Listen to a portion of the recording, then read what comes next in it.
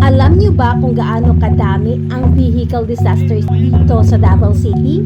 At ang tanong, nakita niyo na ba talaga lahat kung ano-ano ito? Gusto niyo bang makita ngayong araw mismo?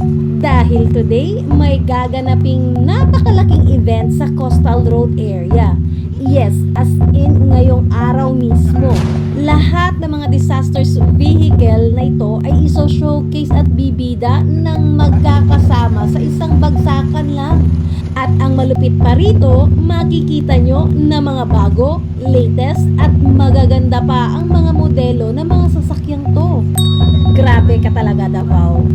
At mangyayari ang lahat ng yan sa eksaktong 1 PM sa coastal area ngayong araw.